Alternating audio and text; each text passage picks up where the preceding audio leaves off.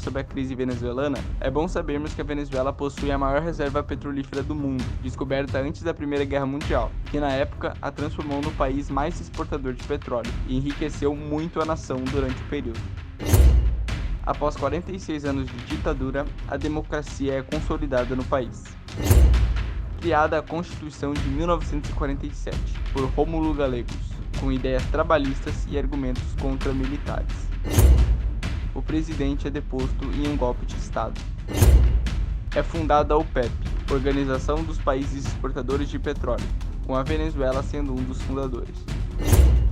O primeiro presidente concluiu o mandato, de 1959 a 1964, por Rômulo Betancourt. Durante seu mandato, criou uma nova Constituição, reforma agrária, planos de modernização agrícola e industrial e promoção da saúde e educação. Durante esse período, a Venezuela passou por uma grande crise e diversos conflitos com o presidente da República Dominicana e também com Fidel Castro de Cuba. Nesse mesmo ano, 1963, Rômulo perdeu as eleições para Raul Leone, que investiu muito no aceleramento de projetos econômicos e sociais do governo. Assim, começou um período de prosperidade, com investimento pesado na indústria petroquímica.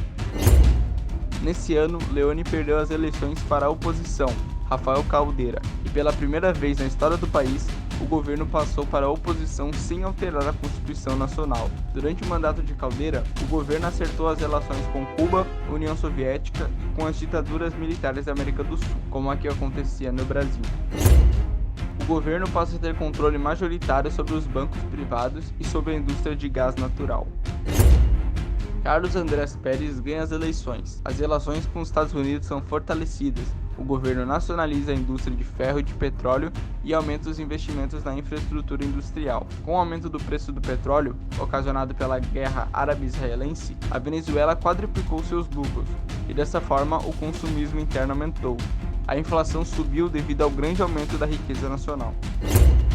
Luiz Herrera Campins é eleito e uma crise atinge o país com a queda do preço do barril de petróleo. Durante seu mandato, o país passou por uma grande instabilidade econômica. Jaime Luchincha é eleito e lança um programa de austeridade. Já falei sobre isso aqui no canal no vídeo sobre a Argentina, porém a austeridade é uma medida de corte de gastos muito rígida. Essa foi uma medida extremamente impopular. Mesmo assim, a corrupção foi grande no governo e a instabilidade continuou. A dívida externa havia crescido desde a década de 1970 e na tentativa de pagamento, o governo teve de cancelar por conta dos problemas econômicos internos. Carlos Andrés Pérez se reelege. Continua com medidas de austeridade para tentar o pagamento das dívidas. Assim, o PIB per capita aumentou muito, se tornando a quarta nação com maior renda per capita. Porém, o desemprego e a desigualdade cresceram. Com a queda do preço do barril de petróleo mais uma vez, o tráfico de drogas aumentou e a crise social não parecia ter fim. Golpes de Estado tentaram ser feitos por Hugo Chávez, que foi preso por 2 anos.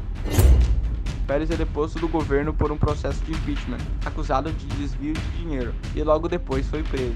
Nesse ano, Rafael Caldeira se reelege e começa com medidas impopulares de interferência governamental na economia e no mercado financeiro, o que levou a um aumento desenfreado no desemprego e na pobreza.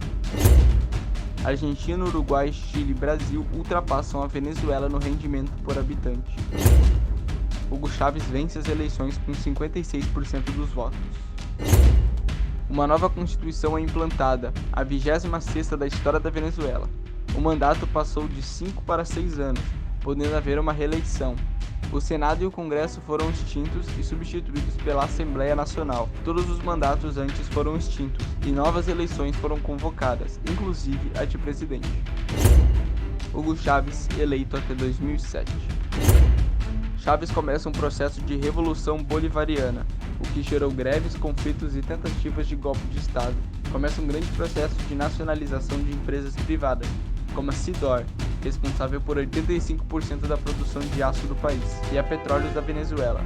Isso ocasionou uma das maiores crises políticas da Venezuela.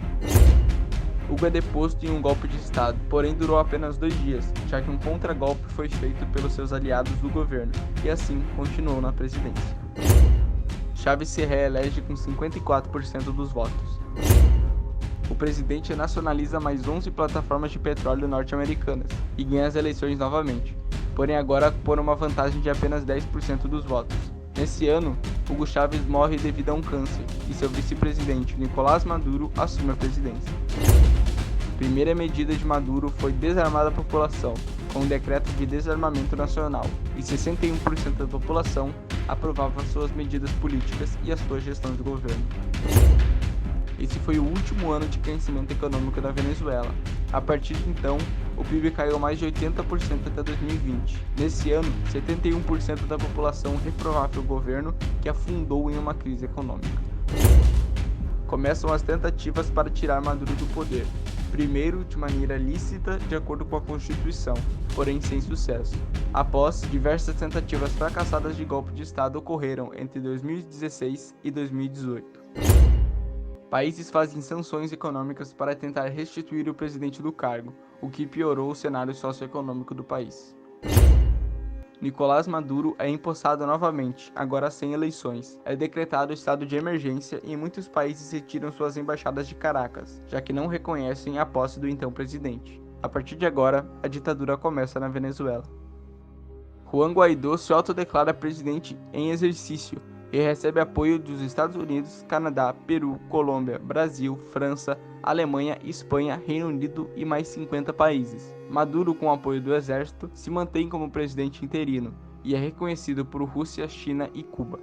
Até então, Maduro continua no cargo de presidente, com mais de 90% da população passando fome e um terço em insegurança alimentar. O PIB caiu 90% desde 2015. Hoje estando em 45 bilhões de dólares. A oposição ao governo é presa em manifestações e muitas pessoas foram assassinadas pelo atual ditador. Denúncias de crime contra os direitos humanos e contra a humanidade são feitas todos os anos, mas nada é feito para remover um dos piores ditadores da atualidade de seu posto. E enquanto nada acontece, a população se vê em uma situação de risco alimentar, seu dinheiro se desvalorizando a cada dia, já que em 2020 a inflação subiu mais de 3.000%. E a grande fonte de dinheiro está simplesmente secando, com equipamentos de exploração petrolífera totalmente ultrapassados e degradados. O que você acha da situação socioeconômica venezuelana atualmente? Deixe nos comentários.